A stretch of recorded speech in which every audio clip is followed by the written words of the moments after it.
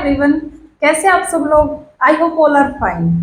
बच्चों देखो, आज हम कोई लेक्चर डिस्कस नहीं करेंगे, ठीक है। आज हम कुछ बातें करेंगे और वो शायद लेक्चर के इक्वल ही इम्पोर्टेंट है, ठीक है। बच्चों मैं आपसे ये डिस्कस करना चाहती हूँ कि मतलब काफ़ी बच्चे हैं जो थोड़े अनस्टेबल हैं इस टाइम एस्टेट को लेकर, ठीक है। बहुत ज़्यादा अनस्टेबिलिटी में मैसेज भी कर देते हैं कि जल्दी जल्दी सिलेबस कराओ, जल्दी जल्दी हमें चीज़ें करवाओ। बच्चों देखो, अगर चीज़ें जल्दी होगी, ठीक है, अगर चीज़ें मैं जल्दी करूँगी, 5 लेक्चर में डिलीवर करने लग जाऊँ एक दिन में, तो वो फिर कंटेंट के साथ कॉम्प्रोमाइज़ हो जाएगा, ठीक है। मतलब जो मैं आपको कंटेंट दे रही हूँ ना बच्चों, वो मैं मिनिमम 4 से 5 बुक खुद फॉलो करती हूँ। ट्रस्ट में, मैं 4 से 5 बुक खुद फॉलो करती हूँ। मेरे पास 9, 10, 11, 12 कॉम्पिटिटिव एग्जाम और प्रीवियस ईयर पेपर साथ होते हैं, तब जाके मैं एक लेक्चर देती हूँ। और जो लेक्चर मैं देती हूँ ना 30 मिनट, मिनिमम मेरा लेक्चर कितना होता है, 30 मिनट का तो होता ही है, ठीक है। 30 से ज़्यादा भी हो जाता है। जो 30 मिनट में मैं कंटेंट देती हूँ बच्चों, अब 30 मिनट को तो मैं बोलने को तो कुछ भी बोल के चली जाऊंगी यहाँ पे, ठीक है। वो मुझे डिसाइड करना है कि मैं 30 मिनट के अंदर आपको बेस्ट से बेस्ट चीज़ प्रोवाइड करूँ, ठीक है। तो यहाँ पे जो 30 मिनट का आपको लेक्चर दिया जाता है, वो बुक से रिजल्ट निकाल कर आपके प्रीवियस ईयर पेपर को ध्यान में रखते हुए जो मटेरियल मैं प्रोवाइड करती हूँ, वो मुझे लगता है मोर देन इनफ है आपके एग्जाम के लिए, ठीक है। तो उसमें बनाने में बहुत टाइम लगता है मुझे।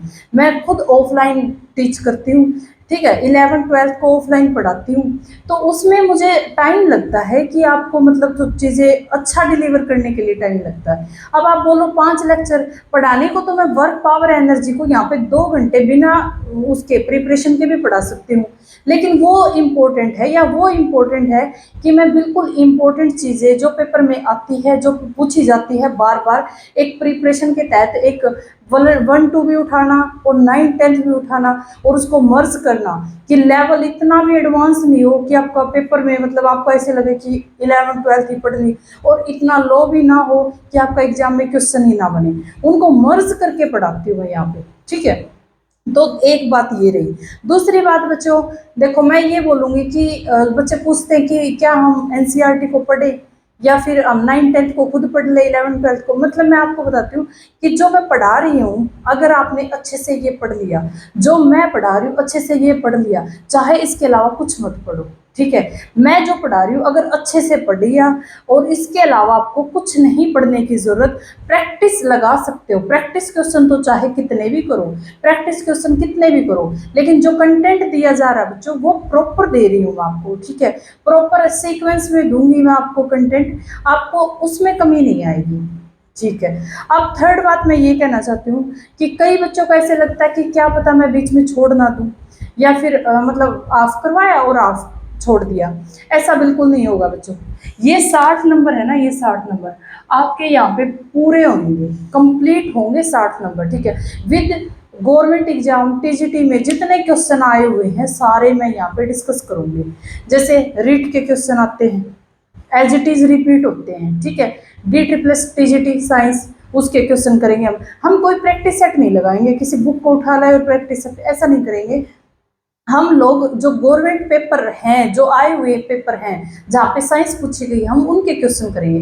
कई बार तो क्वेश्चन ऐसे कैसे रिपीट हो जाते हैं, राजस्थान के क्वेश्चन हरियाणा में रिपीट हो जाते हैं, ऐसे कैसे रिपीट हो जाते हैं। तो हम लोग वो प्रैक्टिस सेट लगाएंगे जो पेपर हैं हमारे, हमारे जो पेपर है हमारे लिए वही प्रैक्टिस सेट है, ठीक है।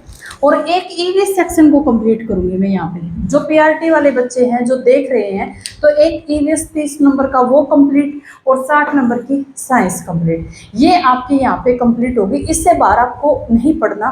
फिर भी किसी बच्चे के पास टाइम है, कोई बच्चा थोड़ा एडवांस है, तो पढ़ सकते हो एनसीईआरटी को, ठीक है। वो मैंने लेक्चर अलग से बना रखा है कि आप 9, 10 की एनसीईआरटी को अच्छे से पढ़ो, ठीक है। 11, 12 भी पढ़ना चाहते हो तो पढ़ो, लेकिन मैं अपनी तरफ से बेस्ट करूंगी। आप लोगों को वो बेस्ट कंटेंट प्रोवाइड किया जाएगा यहाँ पे। इतनी तो मतलब श्योरिटी मैं देती हूँ कि मेरे कंटेंट में कमी नहीं आएगी।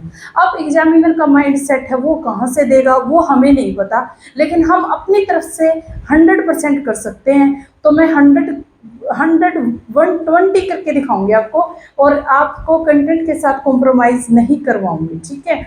मैं श्योरिटी दे रही हूँ, ये कंटेंट में कमी नहीं आएगी। तो थैंक यू सो मच।